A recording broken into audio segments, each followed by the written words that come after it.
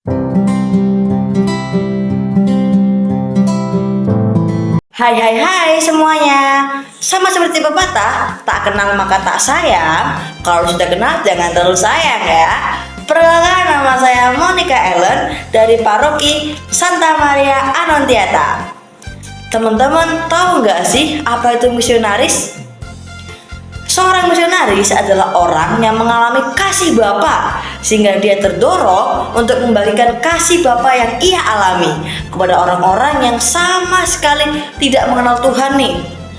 Seorang misionaris juga menjadi seperti orang yang hilang ingatan sehingga ia melupakan apa yang menjadi kehidupan lamanya.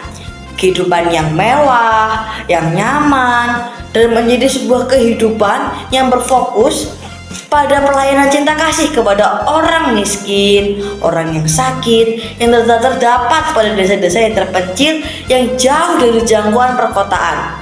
Bahkan kepada suku-suku sekalipun yang berada dalam pedalaman hutan.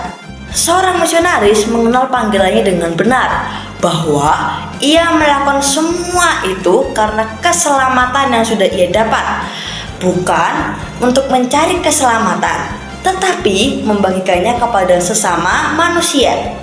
Namun menurut dosen pada Seminari Tinggi Santo Mikael mengatakan, jadi mulai sekarang kita harus mulai mengubah pola pikir kita bahwa sesungguhnya misionaris itu adalah kita sendiri. Orang tua adalah misionaris pertama dalam keluarga, dan perjalanan misionaris itu adalah perjalanan ke hati manusia, serta tanah misionaris itu adalah hati manusia. Pintanya, pada intinya menjadi seorang misionaris adalah mau melayani dan mau mengajak sesamanya untuk bertobat dan kembali kepada Allah, terlepas dari apa jabatannya dan bagaimana kehidupan kita.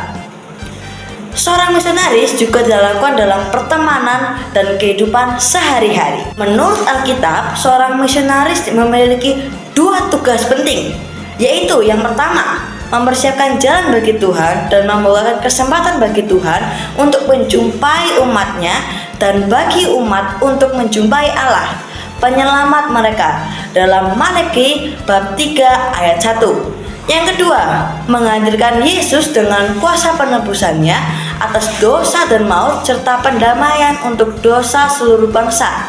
Ibrani bab 2 ayat 15 dan 17. Kedua tugas ini tidak bisa dilaksanakan tanpa hubungan dengan Kristus.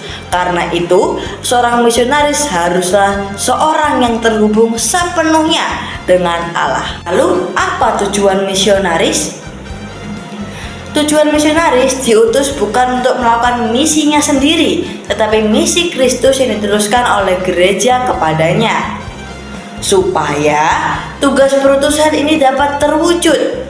Seorang misionaris haruslah seperti Yesus yang menjadi dasar dan tujuan tugas perutusan sang misionaris ini. Dengan kata lain, apa yang berlaku bagi Yesus berlaku juga bagi siapapun yang mau menjadi misionarisnya, Tuhan kita Yesus Kristus. Bagaimana cara kita agar menjadi seorang misionaris Yesus? Untuk menjadi seorang misionaris dalam kehidupan, kita tak perlu melakukan hal-hal yang besar. Kita bisa melakukannya dengan hal-hal yang mudah, dengan berbagai cara, seperti melakukan pelayanan di dalam gereja. Pelayanan di gereja bisa banyak jenisnya, seperti menjadi seorang misdinar, mengikuti kor lingkungan, ataupun organis. Bisa juga kita menjadi seorang tatib.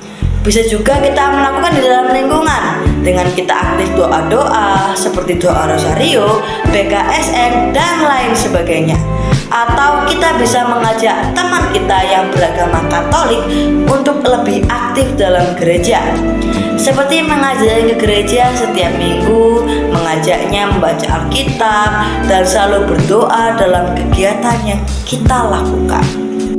Ngomong-ngomong soal mengajak teman pergi ke gereja, saya ada nih cerita tentang menjadi seorang misionaris dari hal simple, yaitu mengajak teman untuk ke gereja. Pada saat kelas 8, saya sangat rajin untuk pergi ke gereja. Bahkan saya sangat aktif untuk misa harian. Lalu saya memiliki teman yang bernama Christian. Christian adalah teman saya yang beragama Katolik, namun jarang sekali untuk pergi ke gereja. Ke gereja hanya pada saat hari raya besar saja, atau biasa disebut Katolik kakak. Katolik di keluarga, tapi tidak menjadi seorang Katolik iman. Pada intinya, Christian ini jarang atau susah sekali untuk diajak ke gereja. Saya dan teman-teman saya sudah sering mengajaknya untuk pergi ke gereja bersama-sama, tetapi alasannya selalu sama. Ngapain pergi ke gereja? Doa sendiri di rumah juga bisa. Atau dia akan selalu beralasan agar tidak ke gereja.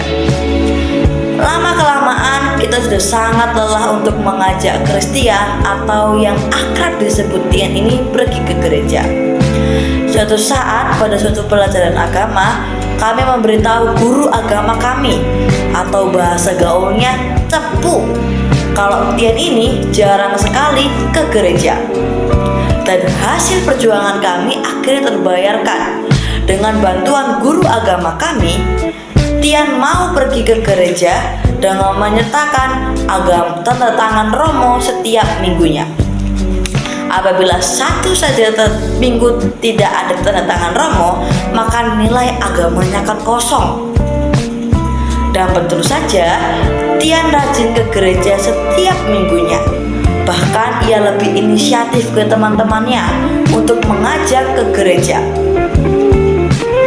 Itu adalah satu-satu cerita yang bisa menyadarkan kita akan kita semua bahwa setiap diri kita bisa menjadi seorang misionaris bagi lingkungan sekitar.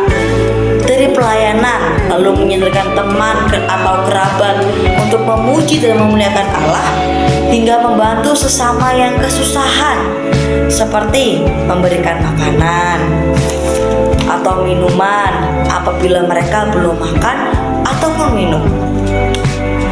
Dari ini saya belajar bahwa menjadi seorang misionaris pilihan Tuhan tak perlu melakukan kegiatan dengan hal-hal yang ribet dan bertele-tele. Dengan kita ada untuk sesama manusia dan mau memuji dan memuliakan nama Tuhan, sudah menjadi seorang misionaris yang sangat luar biasa.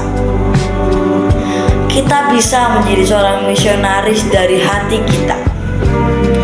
Semoga dengan cerita saya hari ini kita semakin dikuatkan iman akan Yesus dan mau menjadi seorang misionaris gereja yang memiliki semangat yang tinggi. Burung dara, burung cendrawasih, cari dulu di Provinsi Papua. Cukup sekian dan terima kasih. Semoga bermanfaat bagi kita semua. Dadah, bye-bye semuanya. See you di kesempatan lainnya.